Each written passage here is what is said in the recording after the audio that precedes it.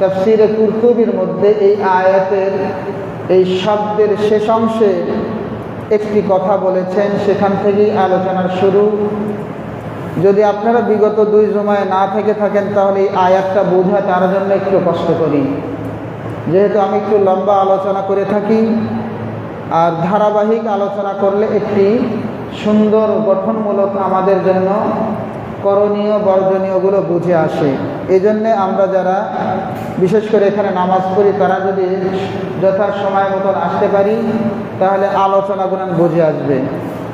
শুধু বিক্ষিপ্ত আলোচনা শোনার দ্বারা মানুষের পরিবর্তন আনা সম্ভব নয়, ধারাবাহিক কিছু আলোচনা হলে পরিবর্তন হওয়া সম্ভব।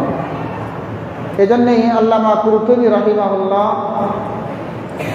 আদল এর ব্যাখ্যার মধ্যে তিনি লেখেন যে পূর্বে উল্লেখিত 3টি জায়গায় আদল ইনসাফ প্রতিষ্ঠা করতে হবে, বান্দা তার রবের সাথে, বান্দা তার জাতের সাথে, বান্দা সৃষ্টির সাথে।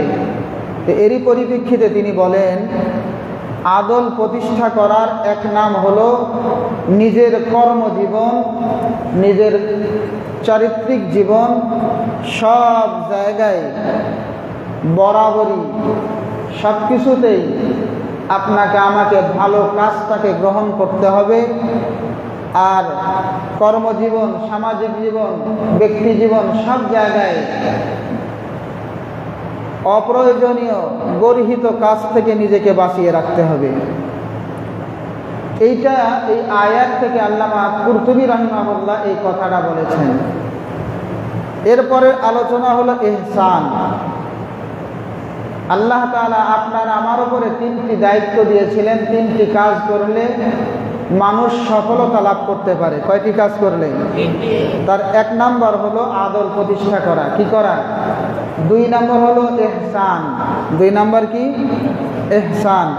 এই আদলের পরিসংখ্যান হিসাবে গত জুমায় আমরা একটা ওয়াকিয়াত বলছিলাম, সাহাবাদের জীবনে তারা কিভাবে ইনসাফ প্রতিষ্ঠা করেছেন, তারা কিভাবে নিজেদেরকে ইনসাফের উচ্চ আসনে পৌঁছাইছেন, তার পরিপ্রেক্ষিতে একটা ওয়াকিয়াত বলছিলাম।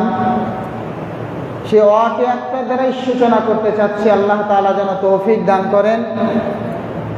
হযরতে ওমর ফারুক রাদিয়াল্লাহু তাআলা আনহুর জামানায় তিনি কিভাবে ইনসাফ প্রতিষ্ঠা করেছেন তার উদাহরণ দিতে যে কথাটা বলেছিলাম।